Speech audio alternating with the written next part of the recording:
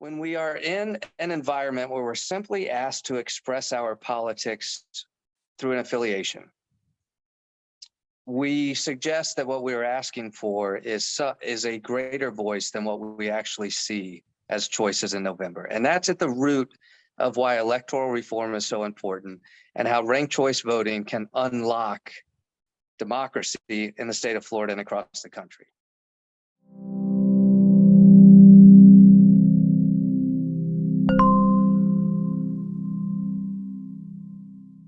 All right, so tonight for you, we have the former member of the U.S. House from Florida and executive chairman of the Serve America movement, David Jolly. Hey, thank you, everyone. I apologize, John. I think I was having similar bandwidth issues to you, so I apologize. But I was also watching the video at the entry point. It's fantastic. So congrats on on the educational video. So listen, thank you for joining us for this conversation this evening. What I would share with you is the work of electoral reform is fundamental to both defending and restoring our democracy. Democracy protection, democracy defense takes on a lot of different themes these days. We know it, we feel it, we understand the challenges to it. But fundamentally, what electoral reform would restore is the ability for voters to ultimately control the outcome of elections. And there's no greater defense of democracy than that. And that's where ranked choice voting comes in. So for those of us in Florida, I presume most of us are dialing in from Florida. What I would also suggest is there's a certain heartbeat of support for electoral reform. We know in the last cycle that more than 50% of Floridians supported open primaries. It fell short of the statutory requirement of 60%, but a majority supported it. And we also know when it comes to ranked choice voting, you have communities like Sarasota and Clearwater and others who are asking for fundamental electoral reform, in this case, in the lane of ranked choice voting. And that is where I think I heard one of the questions early on before I got disconnected, the question about Tallahassee, Ron DeSantis, and frankly, the current legislature implementing legislation to prohibit ranked choice voting. I think we should talk about that. I know this organization has been very responsible and careful about how they ultimately ensure the long-term adoption of ranked choice voting and electoral reform in Florida. And the reality is we have a governor and a legislature that does not support these fundamental electoral reforms. And so that is something we should address both in this conversation, but with our political activism. I'd like to kind of baseline something for us. In addition to the affirmation we saw with nearly 60% of Florida supporting open primaries, there's another very important baseline statistic in Florida that suggests that voters' franchise, frankly, is being restricted. And it's this. When we register to vote as Floridians, we are presented with choices in equity. We determine what designation of our affiliation best reflects our politics. Are we a Democrat? Are we a Republican? Are we an independent? Are we a Green? Are we a Libertarian? Whatever it might be. But those are all choices in equity when it's just a matter of our own registration. When we get to the actual ballot box, we don't see the same choices in equity.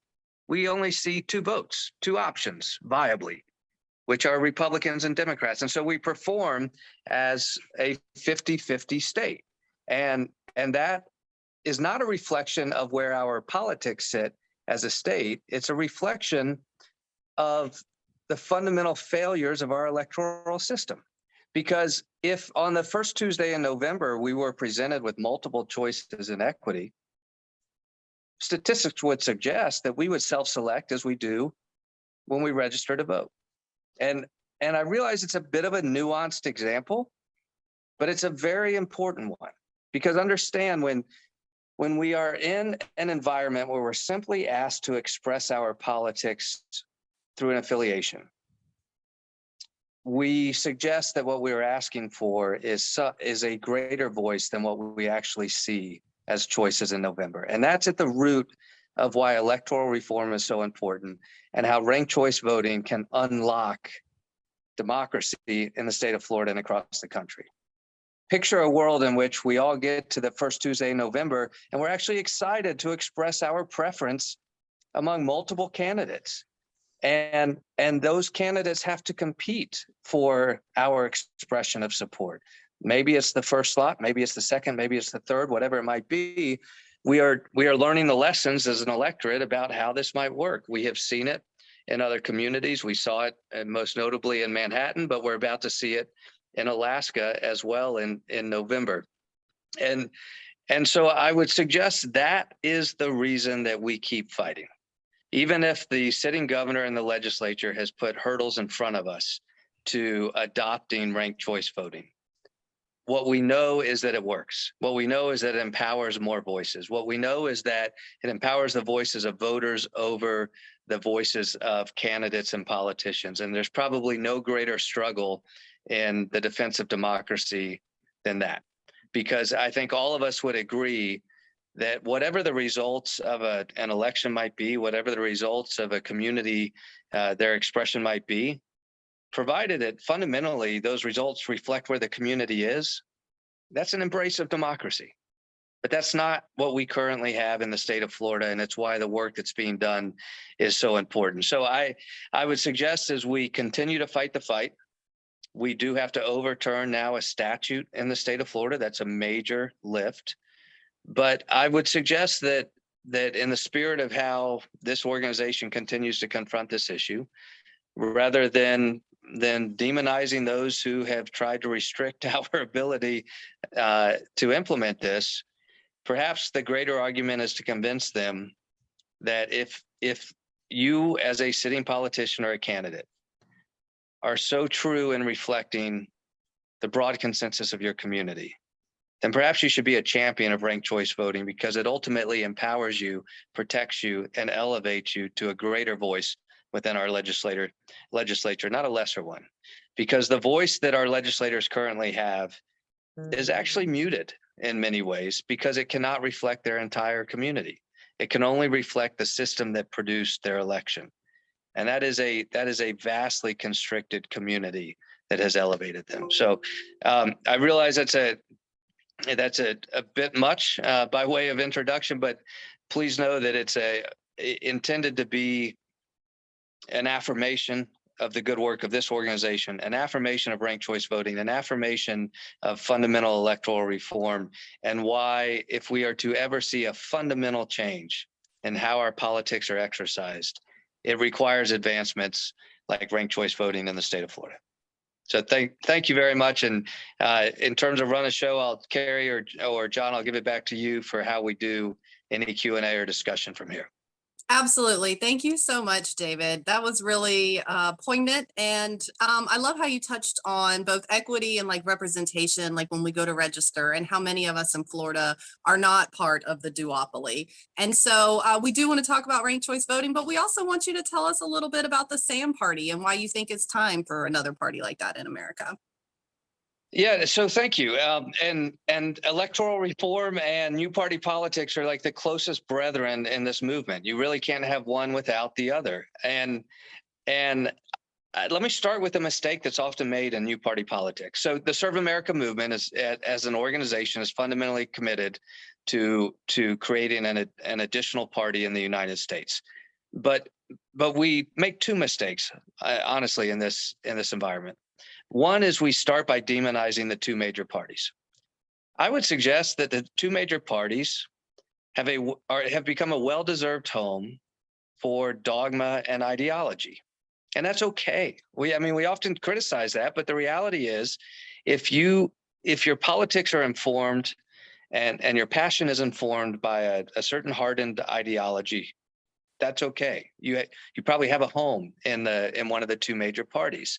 But I think there's a lot of people for whom their politics are not informed foremost by ideology. It's just foremost by wanting to see a government that works and works for the most number of people. In many ways, what ranked choice voting is trying to do. How do we have a government that speaks for the most number of people? And that, I think, unlocks the second key to the lessons of the new party movement. And it's this: new parties, when they emerge, minor parties when they emerge, often emerge based on an ideological dogma, right? If you use the Libertarians and the Green Party as examples, those are competitive minor parties that, they have a place in American politics. But understand they were formed around the same principles that the two major parties were organized around, which is ideology. And so within the independent space, right, those in Florida, the 35 to 40% who say I'm a no party affiliate, they're not, that 40% is not looking to be told they have to subscribe to an ideology. What they're looking for is an organization that says, we celebrate your ideology, whatever that ideology is. If you're progressive, conservative, moderate, or frankly, like me, I joke I'm in favor of an assault weapons ban, but also lower corporate taxes. My own politics are left, right, and middle. They're all over the place. But there's not a party or a coalition that actually embraces my own political diversity, ideological diversity. So at the Serve America movement, that is the path we are following. We actually think it's the fundamental founding of our country was around pluralism, and that the politics today in Texas around guns or healthcare, immigration might be different than the politics in Connecticut, and that's okay. How do we create a coalition that elevates shared values over shared ideology, that celebrates pluralism, celebrates fundamental difference of opinion, but brings together people committed to a government that gives the greatest voice to the greatest number of people? That is the theme of the electoral reform movement, the ranked choice voting movement, the open primary movement, the gerrymandering reform movement. It has not been the theme of the new party movement, but Sam is trying to introduce that as a theme of the new party movement, that we can actually embrace a wide coalition of diverse ideologies and build a coalition of people with shared values over shared ideology. It's for me, someone who was always wary of the new party space. I am a convert and will be for life. I absolutely love a space that celebrates ideological diversity. Absolutely. As a MPA myself, I can definitely relate. Just looking for that home, right? Right. But Right. so that kind of leads into, with so many politicians right now currently trying to enact voter reforms to benefit and favor their party, how do we as activists let other people know, like, RCV is not like that, it's different? Like, how can we like share that message? Well, so listen, I really mean this. Look at the open primary ballot initiative in Florida. A majority of Floridians said, we want to enact electoral reform. Now, by statute, we require 60% of the voters to do that, and it is hard work. But I think that the heartbeat of Florida is there, and we've seen it in other states across the country. And so, where by statute, the Florida legislature has limited ranked choice voting or prohibited it, that does not mean that we can't build a movement big enough to enact through ballot petition changes that reflect ranked choice voting in the state of Florida. I think we can do that. I guess my most important lesson learned in this is what it took to get fair districts passed. Now, understand, I'm an odd advocate for fair districts because it's what ultimately kicked me out of Congress was the adoption of fair districts. But what happened is it took 6 or 8 years, and the League of Women Voters was very active in securing the financing and the signatures and the volunteers and the grassroots and the grass tops to actually create and implement a movement in the state of Florida that said, we want districts, congressional and legislative districts, to be defined by geography, not by partisan makeup. It, in my opinion, was an imperfect solution to a big problem, but they got it done. Floridians got it done. We all got it done. And that's where I think the opportunity for ranked choice voting lies in the state of Florida. Our politics are there. We just have to overcome some of the structural hurdles that incumbent politicians have put into place to protect themselves.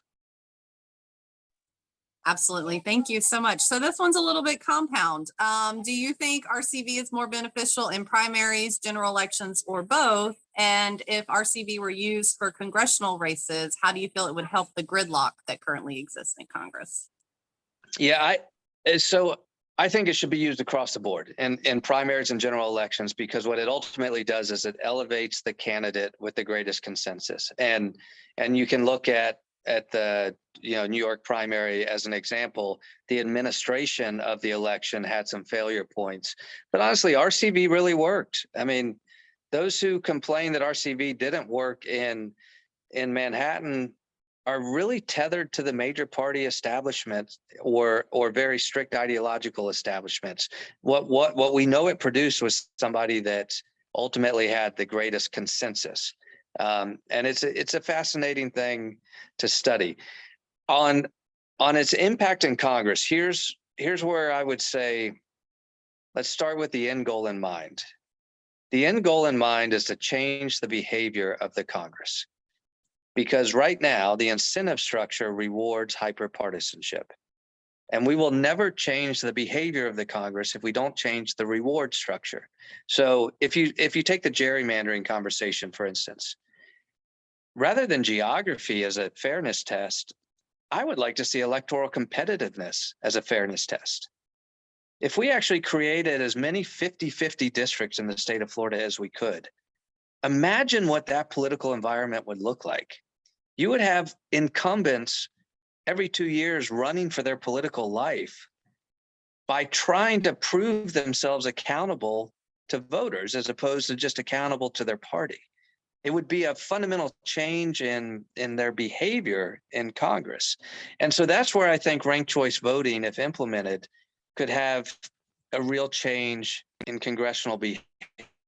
It would incentivize behaviors around consensus as opposed to behaviors around partisanship.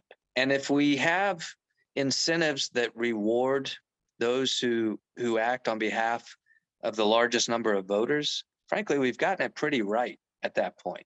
And notions of term limits and other arbitrary restrictions fall to the wayside, because ultimately what we're trying to do is create greater accountability between voters and incumbents. And I think ranked choice voting is certainly a powerful way to do that. And do you think, with your experience in Congress, would RCV have improved your ability to govern, or how would it have affected you when you were in there? Yeah, so let's talk a little philosophical and then talk raw numbers and stats. On the philosophical piece, I spent about 20 years as a staffer and then had the opportunity to serve as a member of Congress. I was in one of maybe 15 districts. It was a true 50-50. It elected President Obama twice, but elected a Republican member of Congress. I think every district should look like that. The philosophical piece is this: every member of Congress, whether they realize it or not, and I would say most don't realize it, they make a decision pretty early on whether they are going to try to represent their entire community or just the people that voted for them. And the problem with the way the system is set up is it rewards those that decide the latter.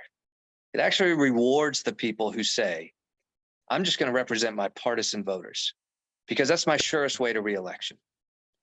And it punishes the people who say, you know what, I might be a Republican, but my job is to represent the entire Pinellas County community. And I'm going to try to do that. Because what it does is it throws you into a system with which there's little support, with which the electoral platforms don't align with that type of consensus building. And so if you had ranked choice voting, all of a sudden I get rewarded for trying to represent, in my case, when I was a Republican, not just Republican ardent voters, but also soft Republicans, independents, persuadable Dems. Now I have available to me a universe of voters that I didn't have available to me before.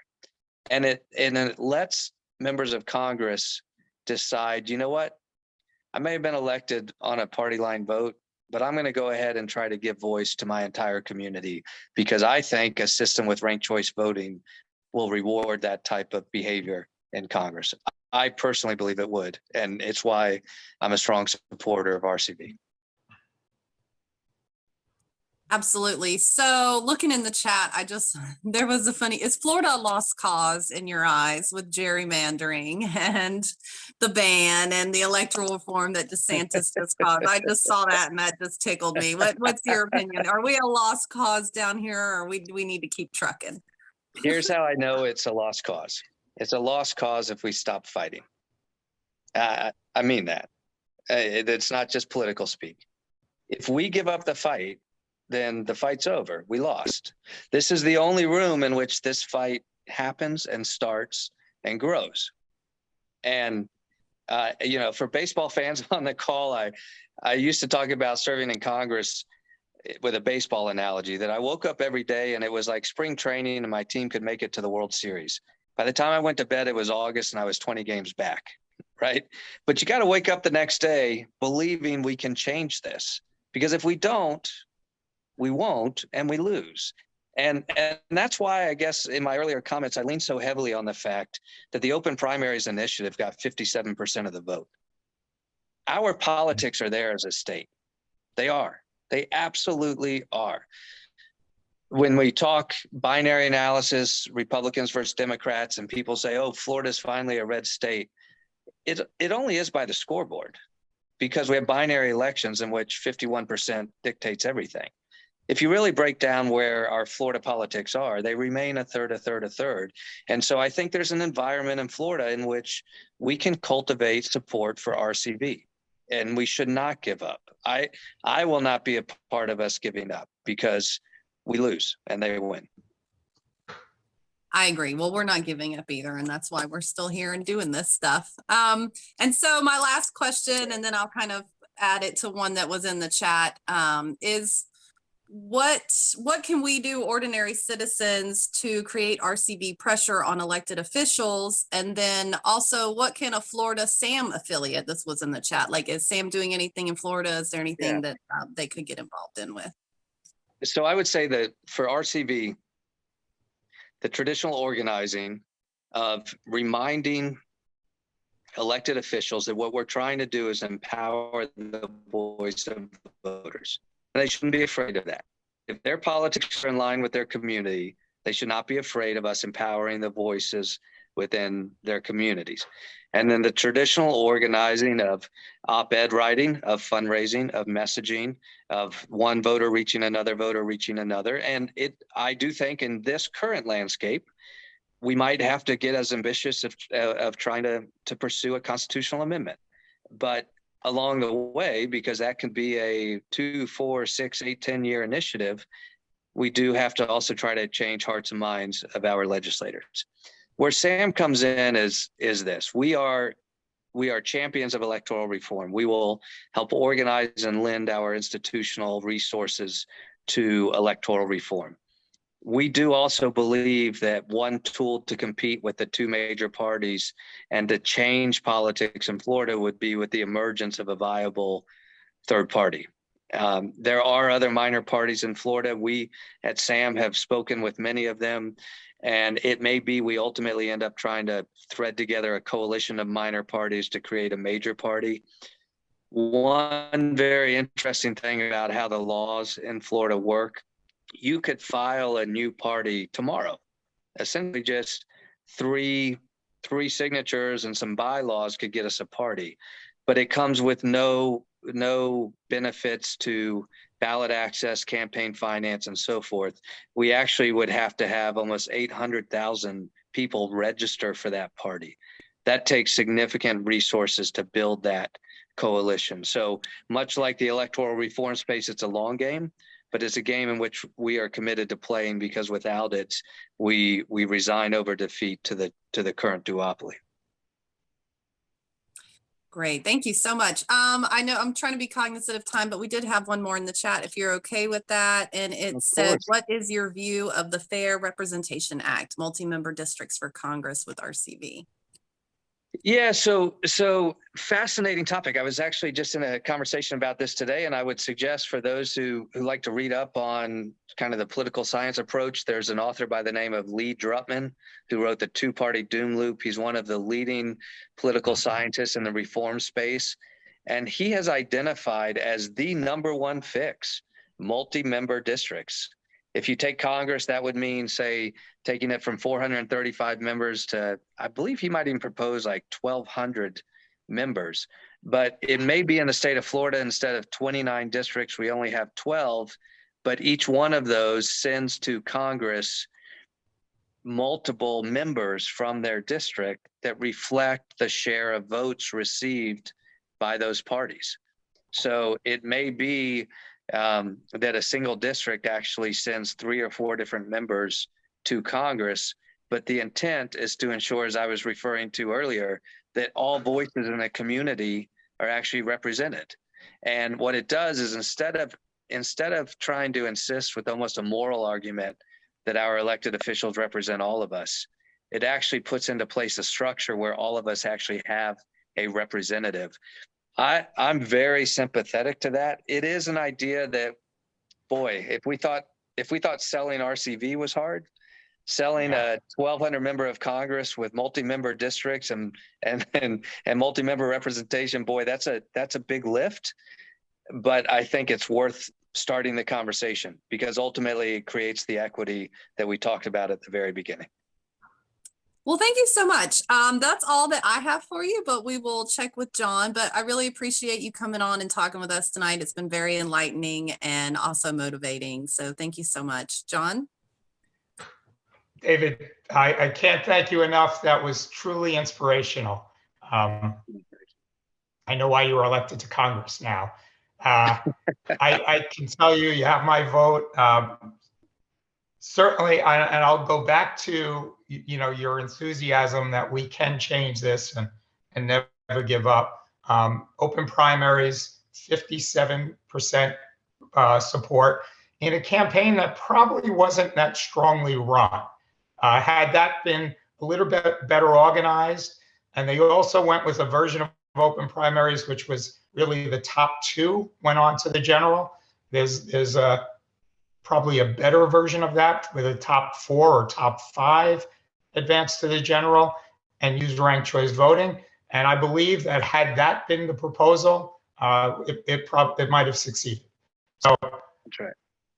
Anyway, but bottom line, David, we're big supporters of Sam and what you're trying to do there. So we will, in kind, endorse and promote your organization, and we appreciate you supporting and being the advocate that you are for ranked choice. So with that, I'm going to let you go. We are going to conduct our normal business, but thank you so much, David. Hey, thank you as well. And I'll leave you with one tease. Just pay attention to the new party space over the next, say, 3 months. I think we've got a big announcement coming, and I think this is a community that would appreciate it. So as Rachel Maddow says, watch this space, because we're going to have something here in the next couple of months. Yeah, looking forward to it. Thank you, David. All right. Thank you all. That's exciting. Thank you again, David. Thank you.